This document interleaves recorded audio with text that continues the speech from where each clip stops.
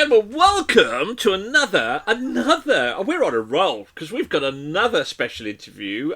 This time it's from a really cool up and coming band called Regional One from Bournemouth in the UK. We won't mention the stag weekend, will we, boys? So what happens in Bournemouth? What happens in Bournemouth stays in Bournemouth. Is what we're going to say from that one. Welcome to the show. Welcome to Simon. Welcome to Stephen. Welcome to Callum. Why don't you? Well, I've just introduced you, but why don't you tell our lovely audience what you do in the band? Who's the singer? Who's the drummer? Talk to me. Sure. Yeah. I'm Simon Ball. I'm the lead vocalist of Regional One. Go. Oh, no, I've already started talking. I'm Stevie. I'm lead guitar. I'm the only guitar. I'm string man. String guitar man. That's me. I'm Callum. I play a guitar, but it's the bass guitar. The bass guitar. The bass guitar. He's not learned how to say it yet. It's the best one, Callum. It's the best one, You're still Callum. mastering The bass. So, how long have you guys been together? Ooh, yeah. So technically since before the lockdowns, we've been making music as Regional One, but we added the final piece of the puzzle, Aaron, who couldn't make it this evening, but Aaron on drums. He was the final piece of the puzzle just going into lockdowns. So we took a year and a half out, as did the rest of the world. And officially since lockdowns, we've been taking it seriously as a band and really going out there, touring, recording, releasing the works. Now, obviously, we are a rock show, so obviously you don't do pop. How would you describe your rock genre, your rock music? How would you describe it? Somebody's not heard you before and say, hey, you want to check out Regional One? They are... Go. Well, I'd say we're alternative rock. A little bit of metal in there sometimes. But yeah, so somewhere between bands like Shinedown, Blackstone Cherry, maybe a bit of Aussie in there, all the way up to bands like, I guess, Breaking Benjamin, Avenged Sevenfold. Quite a blend of sort of theatrical rock. There's a lot going metal. on there.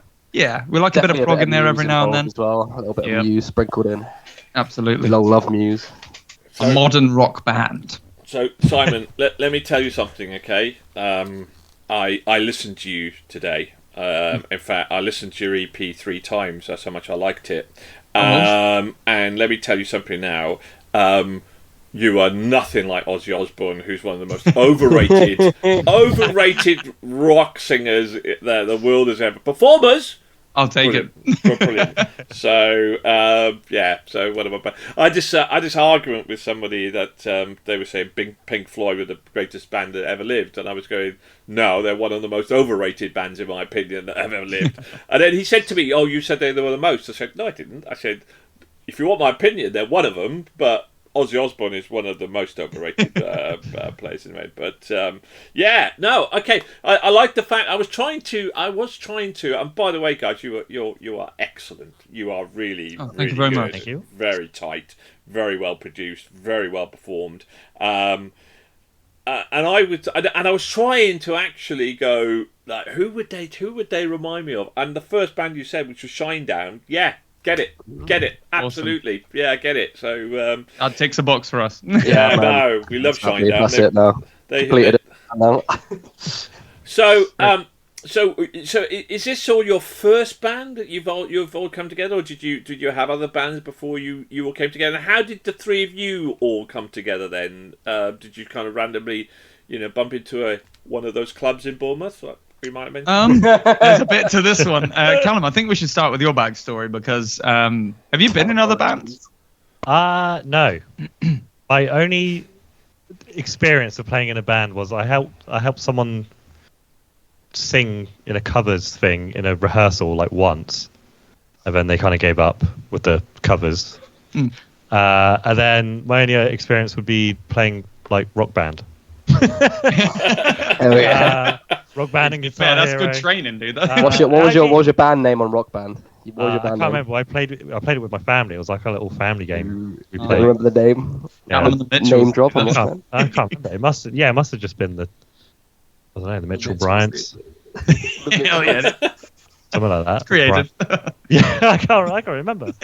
I think we found Callum in a bathroom stall at a bar called Anvil, in Bournemouth. Pretty sure we found him. Is that right, Callum? Yeah. Did we chat one night in the bathroom stall at Anvil? Yeah, it was like I knew Connor. I was like best friends with Connor, who was originally in as a rhythm guitarist, Mm. and then that was when you needed a bassist, and then Connor knew I had a bass. Play the bass. You Whether owned the I can bass. play it or not. Yeah, you play the bass. So let me get this right. I mean, what you're saying is that you picked up Callum in a toilet in a seedy bar in Bournemouth. Yeah. Which we've been to, Nigel, I would like to hasten to add. I know. We have been. And that was before he joined the band. But Separate into it. Yeah, so Connor was like, "Yeah, I know a guy," and then he took him to the dingiest place in Bournemouth. he took us to the bathroom, the dingiest place in Bournemouth. Introduced us over the urinal to Callum, I'm pretty sure. We did speak further at the bar, obviously. You know, like Of you course can only you will. I peep hope for so so. long. I hope you bought him a drink afterwards, for God's sake. The poor boy. Me and Stevie, though, I mean, we've known each other since about 2 weeks old. And that's only because we were born 2 weeks apart. Yeah, literally, That's yeah. the only reason. Really? Yeah, and like, it's a bit of a our wild parents have known story. Each other for years and years and years, so it's. And we grew up together you quite a can tell bit. the lore. Yeah, I'll go for the full backstory.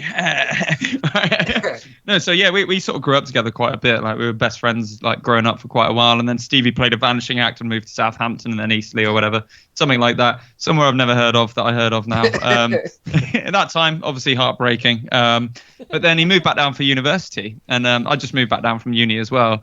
And I was like, oh man, I just finished up music uni. I'm trying to like get a band going and stuff. He was like, funny you should say that. I've been learning guitar for the last 10 years. I was like, no way, dude. I was like, there's no way you've got into music as well.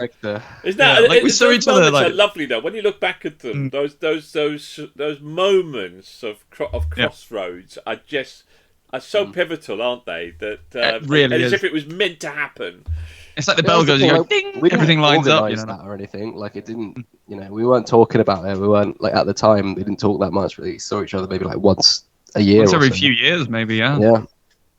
And like, it was to happened. play Call of Duty Zombies. Yeah, that was it. I mean, what else is Specifically. there? I mean, what else is there? You know, I didn't have it, and he did, and I was like, Stevie, if I'm seeing you, mate, you better have COD Zombies ready to go.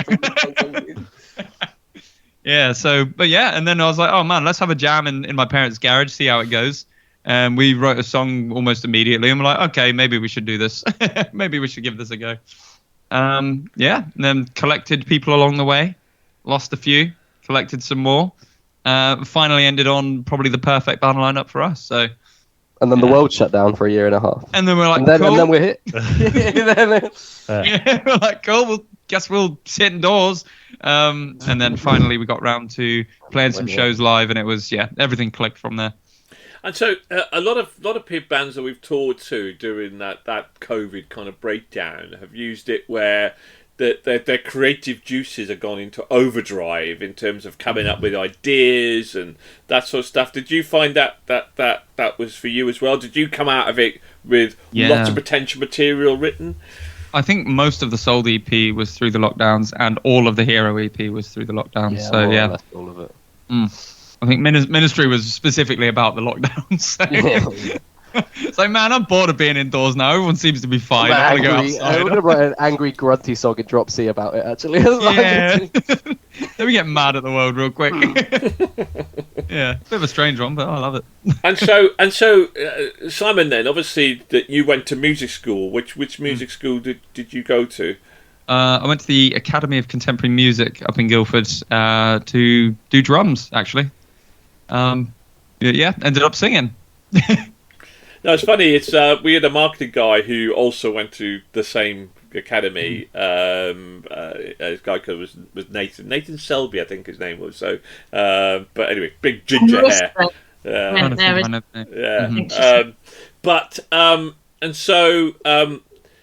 And so what was during that period? There must be music that was your inspiration then. And was it always going to be that it was rock that was going to be the thing that you kind of tread down? And who at the time was very influential in terms of the sort of music that you liked? Yeah, man. I mean, I don't know about you guys, but always was going to be rock for me. Drums, vocals, all of it. Anything I'd learned musically, I've enjoyed the rock side of it. Bits of classical on sort of keys and piano. We try and incorporate the sort of theatricality of that into music quite a bit. It's the bands that atmospheric feel of it. Yeah, exactly. The whole thing for me is like I was so inspired by rock bands in a live setting, and that's the big selling point for me. It's like you go and see a band live, and they blow your mind there and then, and you're like, okay, I get it. Yeah, That's what I'm going to do for the rest of my life. That's it now. yeah. I want to do that to other people now. I want that feeling to be for other people. So I don't know about you guys. Again, bands for me, like very early on in rock, my mum got me into Meatloaf. Sort of into Queen quite a bit. I was listening to a lot of Queen, and I'd take a lot of inspiration from Freddie Mercury's sort of frontmanship, a lot of the sort of movements and that. And then moving into sort of the more modern rock music, I got into Muse, Avenged Sevenfold, Shinedown. These were all the bands that started really influencing my writing. So what about you chaps? So like Stevie and I was going to come to Callum next, because obviously he must have been influenced by George Michael going into urinals in toilets. So we did this to you. Sorry, couldn't resist that connection there, that segue. Callum, what about you? I mean, like, you sound like, we'll come to Stephen in a bit, because he kind of seems to be in the middle somewhere, but you seem to be the opposite in terms of where you've come from, in terms of like where you've just fallen into playing a bass. Is that right? Because you played on a computer game. Surely not. Surely, I mean, you must be more to it than that. It all started when I saw George Michael live, and we. No. This is going to be a long interview, I can tell you. I'm going to enjoy myself way too much here. So. I don't really know. It all started when I think I was playing Tony Hawk's. And you listen to that soundtrack was kind of the first time when I listened to music where it wasn't just radio music. Yes. Because we're not. My mum's quite likes a lot of music, but she listened like I don't like my mum's music too much, but she always listened to Red Hot Chili Peppers and things like that. So I'd always be listening to that and like the White Stripes, be like, oh, this is cool. And then like Tony Hawk's came out, and then the soundtrack on that was just something else. And you're like, oh, music can sound like this, even though I was still quite young. And then I remember Linkin Park. My friend showed me Linkin Park. Yes. A light bulb went off in his head. Honestly, that probably was an absolute pivotal moment for me. We used to go to the skate park and just play Linkin Park like through our phones. Our little like the little Sony Ericsson slide one. Yeah. It is true, isn't it? Because like I was massive into rock music, and then that new metal came out, and I fell out of love of it a bit because so much changed from kind of my day, and then I got hooked on things like Civilization and led into the dark world of video gaming, etc. And it wasn't then when playing PlayStation games and stuff, and the soundtracks like with Franz Ferdinand and Block Party and all of these new bands were coming up through and using the soundtracks, it suddenly introduced you to a whole world of better upcoming indie kind of rock, isn't it? So I found 3 Days Grace on a snowboarding game called Sean White. That was Sean cool. White, hell yeah, spot, dude. Yeah, man, that was amazing. Yeah, that's like looping Animal just going down this mountain, She Sells Sanctuary by the Cult, all of the Sean White, dude. That's all it is. The Cult. If people haven't played Sean White snowboarding, it is underrated as hell. It's so good. It's got the best soundtrack. I don't know, dude. Best soundtrack, Burnout Games for me. Oh yeah, the Burnout. Yeah. All right, Yeah. all right. No, you're absolutely right. I kind of got into things like Burnout, Colin McRae's. I was into my racing games for quite a bit. So Crew had a good one. Huh? The Crew 2 was good. That had like Kaleo and all that on that. That's good. Oh, and GTA San Andreas.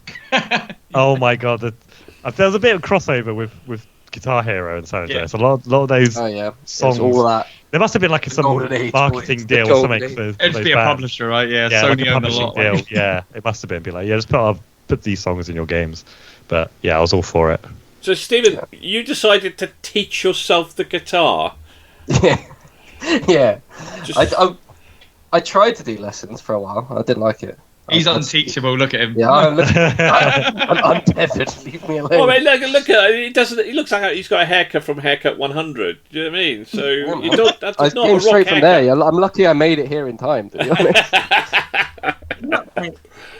No, I like music and guitars, and playing guitar has been in my family for many, many years. Like my family comes from Ross on Wye. You're practically Welsh, mate. You're like. I know. I got a toe in the Welsh, but no, my great uncle grew up playing guitar with Brian May of Queen, so that was his thing. Really? Wow. Yeah. Wow. What Yeah, there's pedigree? loads of photos of him just like hanging out with Brian just and about. And he has like some of his signature guitars because Brian just gifted them to him, and he's just, yeah, it's a cool thing to have. So it's always been part of the family. I've got cousins who are in bands in Wales. I've got like, yeah, it's always been guitar for me. And yeah, I tried 2 lessons, hated it, so spent long and painful years just teaching myself. And yeah, here we are. How do you go about teaching yourself a guitar? I mean, how? Because like it's quite to start badly. with. Very badly. Sound bad for long until sound good. Yeah. You play the Sweet Child of Mine intro a shitload and deafen all of your house pets, and then eventually you're able to play it, and then you end up here. Yeah.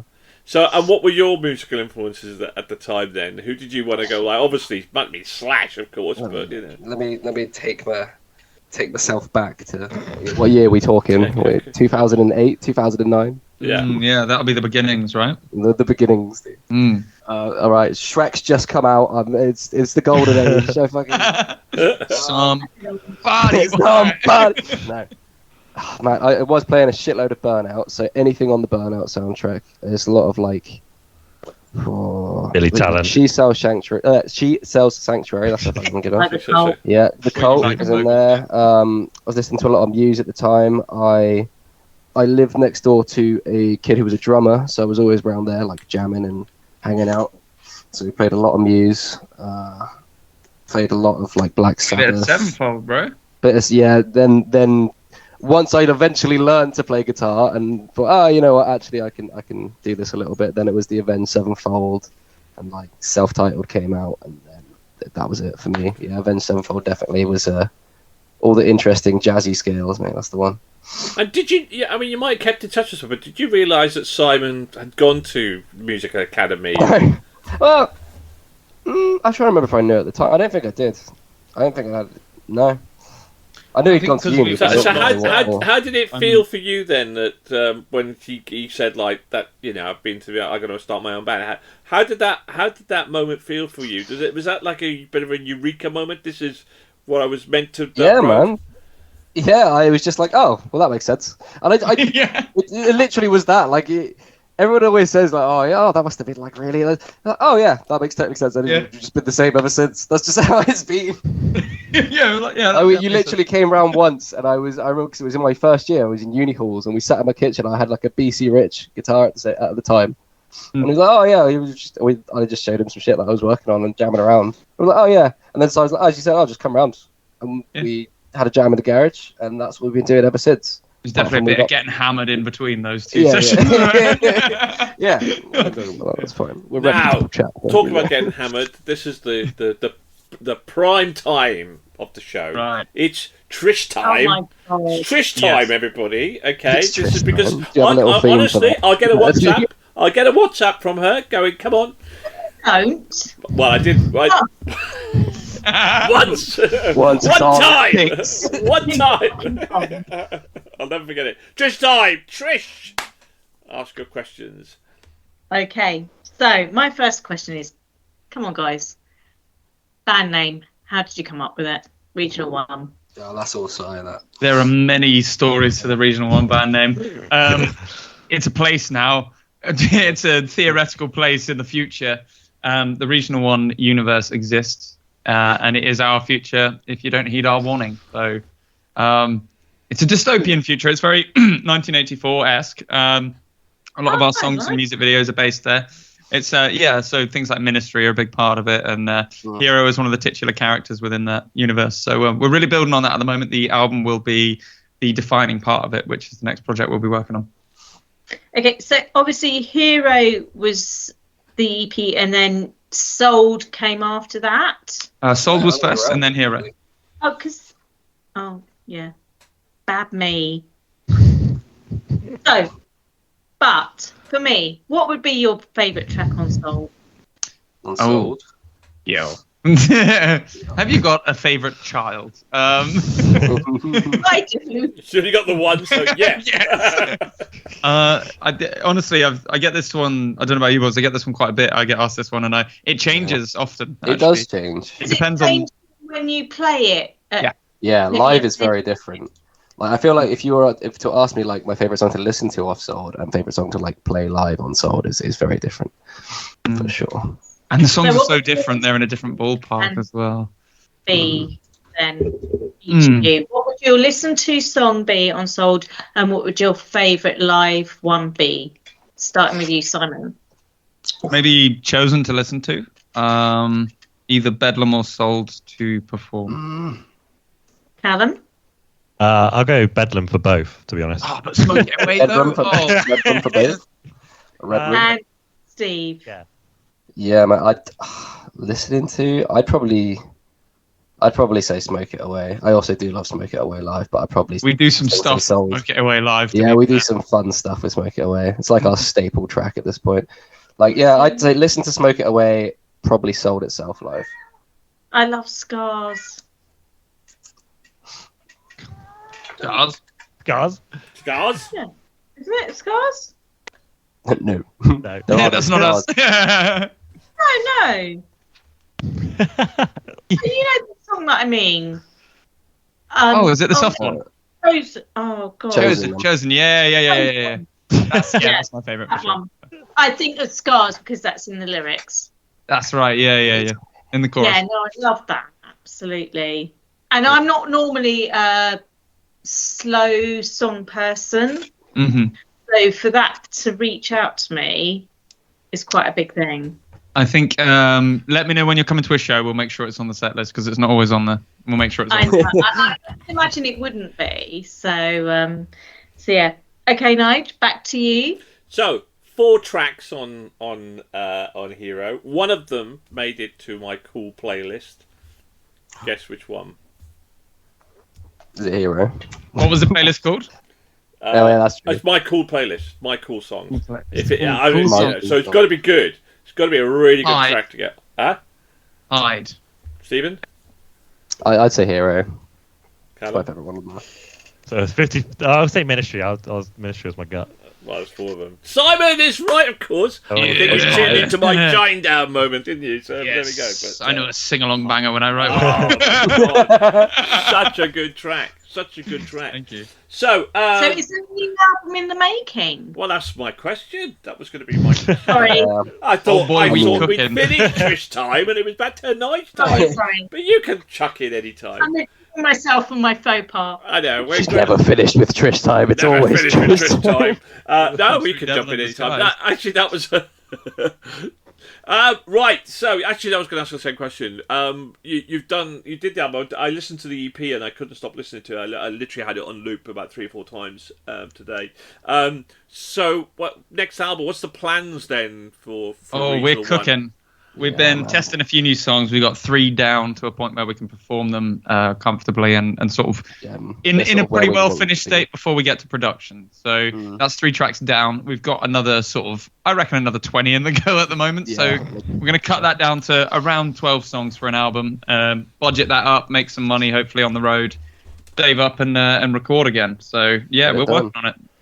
But it was always the plan. Like it was always going to be a 3 3-parter for this concept. I mean, we've got ideas past that. 2 or 3 albums into the future. Yeah, like we know what we know what the trajectory is. It's just working out the meanders. We want to complete the 3-part arc that we started it all with. So we're going to do that. It's really hard because when we first started this journey, when I started, this for us all started with me. I subscribed to Amazon Music and decided, because it was lockdown and listening, and I made myself listen to every single one of the top albums in the Amazon charts, no matter what they were, unless they were covers or Christmas albums. I made myself listen to every genre. Yeah, pretty good. Yeah, literally every single album that was on the top of my head, and I started writing a blog about it. And then at the end of that 100, it was just a reminder of how much dross I hated with rap music, and and how overrated The Weeknd were, and you know, like how much I loved the rock, you know, and you know, and there was classics as well as new stuff in there, you know, like Fleetwood Mac was still in the top 100, etc., etc. And then we started this journey, and then I went from written blog to an audio blog, and then we started this with a group of friends, and we've continued on from that way. And what's made me realise is that it's a really tough market to break into. There are lots and lots and lots and lots of bands, and you hear and see bands that are absolutely outstanding. And I would definitely say that you guys are incredibly talented and incredibly gifted in terms of what you're producing. But we've also interviewed Marisa and the Moles, for example, and other good bands like that. So how do you expect?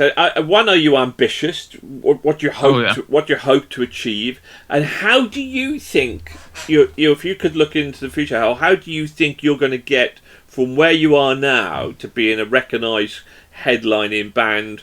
You know, in terms of the steps up. How do you envisage? How do you see that plan? It's quite fascinating to be in your shoes right now and go, we know we're talented, but how do you get yourself forward? Well, I hope I can speak for all of us on this one. We're all very ambitious with the band. Nothing less than global domination will be accepted. Totally. Tolerated. Yeah, we're going for it. We're going to go global. That's the plan. We want to get on world tours and everything. In terms of how we're going to get there, so obviously the songwriting, that's one of the main things. We're going to improve the songwriting over time, and also try and remain authentic with that as well. That's one of the things. We very much go into some strange subjects with our music. For example, Bedlam is about a Victorian era asylum that we then bring into our own universe as like an archetype for that. So you know, we want to make sure that we don't stop when it comes to exploring strange subjects and enjoying them, and making sure there's a theatrical element to it live as well, on the business end of it. Now, this is the tough part, and a lot of bands sort of seem to fall at the first hurdle with the business side of music, because you can be offered some awful contracts. We've had some sort of semi-offers that have come through that have just been of no real value to us. It was substance, really. Yeah, and anything like a 360 deal that comes through the door, we're not interested in at this point. It's going to be a case of not trying to predict the future, but seeing the future of the music industry is going to be dramatically different to what it is now, quite likely. On top of that, we make sure we've got a 2-year business plan and up to a 5-year business plan with roughly what we're up to. Whether we stick to exact dates or not doesn't matter, but we've got a quarterly plan for the next 2 to 3 years when it comes to what tours we're going to be doing, when it comes to what albums we want to have recorded. And if we're not reaching those goals, then obviously we work out why that is. And also, are we able to fill out anything in between? So making the use out of every song is something we've been making sure we do. Is we're releasing acoustic versions of several of our tracks. We do 1 or 2 covers here and there. If we do a cover, we tend to really try and bring another artist on as well. So very much a collaborative effort with Regional One. Very much of the opinion that this isn't a competition between bands. It's very much a collaboration. And the more we work together, the better the music community gets. feel of it all. Like it's rising tide rises all, you know what I mean? Like everyone in the ocean, we bring them all up together. And everyone seems to really support that. Like we do our own little live streams and bring bands and artists that we work with and play with and like listening to on, and we have a chat about things very similar to this. And yeah, man, it's just a case of keep building up the network and keep building up those little pools of people. We've got our target for this year was really like get out and about more. Like we did a lot of Midlands and North. Midlands down. Well, yeah, we did a lot of gigs down south. So this year is definitely more about getting up and about. So Midlands tour, going up to Scotland, going a little bit further than that, but we won't get into that. Yeah, well, we can say like we had a real stretch goal this year of trying to get out to Europe in some way, shape, or form, and we've got that booked now. So we'll be announcing that as soon as it's happening, as soon as we've got all the flights booked and everything. But we'll be here in Europe for a few days, which is going to be awesome. I can't awesome. wait. Pool parties, boys. Yeah, pool party. And how are you funding this business plan? Are you working or you both things. Yeah, we all have jobs. This sort of at so this at the point moment now. Where you go on, sorry? I was gonna say there's a bit more to it. Like I've moved out of contract at the moment, so I'm full time with the band at this point in time. Just for a while, so that we can get everything, like all our ducks in order and everything. When it comes to the funding of it, we've Historically, we've very much had to like put our own cash in, but where we're at now, we're able to break even or make a profit on most shows. Like so just starting to tip. Yeah. Like literally the last there. 6 months. For us now, the future's about scaling that. We're trying to get to the point where every show's breaking even at the very least, and then hopefully the bigger and bigger the shows get, if you make a sort of estimate that, let's say, 5 to 10% of your audience might buy some merch, then, we'll work on that. And hopefully the merch, we try and make sure all of our merchandise is of a really good quality. We don't bother with, like, cheap printing or anything like that. We get expensive screen prints. We get really good designs that Stevie does that aren't just the logo or anything. We want it to be something that people would want to wear as well. So it's kind of got a fashion element to it. So very much working on quality over quantity with the original one, and then just trying to scale that up over time, really. Yeah. And other than meeting Callum in a toilet in Bournemouth, and what's been your highlights so far? Then, so we'll start with you, taking Steve. him back in there, honestly. Stephen, we'll start with you. We start with we're going to start with Stephen first. We'll move away from the toilet moment. Stephen, what's been your highlights so far over the last 5 years? 5 years. Oh man. Moving away from the meeting with Simon, obviously, since the band's formation. I know we've had some like stellar banging gigs recently. Like there's been a few standout ones that I'm sure that Si and Cal will talk about, and I won't talk about those. What I'll talk about is way back before when we were filming for the Sold music video. I think that was the first thing we really like. That was the really like first toe in the pool of what this was going to be. Like, we pulled in a bunch of people, we pulled in a bunch of extras, we went full ham on recording the music, and we rented out a hall and, like, got a filmographer who's a friend of mine from growing up, and got him in, and then did it all properly. Full and screenplay you did a full screenplay for it. We did a full, like, filming that and just having that day of hanging out with all these people who really support who we are and what we do, and seeing the first glimpse of what not only the music that we were writing could be, but like the whole concept could be if we did it right. I think that was and the effect it was having as well. Yeah, that too. This was just a second what Stevie's saying there. This was like the first thing that happened after the lockdown. So we had a bunch of our friends and fans very early on that were really keen to support us, and all we did was like ask them, turn up in your Sunday best, essentially. Turn up in suits and dresses, and we're going to film a music video. And it was everyone seeing each other for the first time out of the lockdowns in a social setting. We had to be so careful about it, all the sanitization, all that crap, but we had to be so careful with it. But everyone was just so happy to be around each other again, weren't they? It was great. It was a great It was vibe. insane, yeah. And then we got a kid to hit his dad over the head with a sugar bottle, and it was fucking life. I think that made his absolute life. And then also Miss what was it, Miss Dorset or Miss Poole also hit a guy with a bottle as well. Yeah, it was a day. The kid bit was that was funny, but then you threw in Miss Poole. Miss Poole was Dorset. Yeah. She was funny, man. Yeah. She played ball well, dude. Never met her before then. She just volunteered to be in the video because she was curious to know what was going on. And we were like, all right, we want you to hit someone with a glass bottle. Smash whatever the other is. And she was like, yeah, all right. Love it. And then, now it's in the video. Go watch it. Go watch that. Callum, how about you? What's been your highlight? I'm going to say when we played at KK Steel Mill. Okay. I'll save the other one. I think which Simon might want to say. I can go for it. I'll say KK Steel Mill because it was kind of like a peak of what's to come. There was such like a heritage at that place where they had like all Judas Priest stuff, and they had like Dragon Forces like spare equipment. And you're like, is that all the Dragon Force stuff? And it was all proper. Like we had a whole back area and green room with a shower and a mini fridge. I'm going there in a couple of weeks to see Marisa and the Moths and Black Orchid Empire. It's my first time going to KK's. Fantastic. And I've heard how KK's iconic. is sick, man. It was amazing. Yeah, and playing on a giant stage, we had the big screen behind us. First time we had our like LED screen and graphics and things. That's amazing. Yeah, an absolutely massive, still almost too much stage. Okay. The biggest stage by far we've been on. Actually. Yeah, definitely. Yeah. Yeah. Stooge. Okay, Skipping around. we won't go to Simon. We'll just leave it there now. And no, Yeah. Simon. So Simon, tell us your highlight, mate. What's been, Yeah, because man. this is obviously, what's been your highlight so far? Yeah, so I think the show we had recently, which we I think we proved ourselves a bit on. A lot of people have said this is so far the defining show of ours, and it was at the Lighthouse in Poole. We headlined at a theatre for a live and unheard show with the Hangover Hill guys. We had a support in from Wales and a support in from Scotland. We had to shift a lot of tickets to make that show happen. And if we hit certain thresholds of tickets, then there were certain things we were able to do with the stage. So we managed to sell enough tickets to get pyrotechnics and a big screen and lots of sparkers and smoke machines. So for me, that was like, and not really having experienced the pyrotechnics, really, we'd only just experienced sparkers. So we weren't really sure what to expect. No, we hadn't had sparkers. It was smoke cannons, wasn't it? Yeah, we had So smoke cannons at PK. any kind of fire or sparkle effect we hadn't dealt with yet. We put in so much preparation before it. Me and Stevie were bouncing concepts off each other constantly. He was animating sort of loops to go behind us for each different song. Managed to get all that working. And somehow the whole night went completely smoothly. No mistakes, no errors.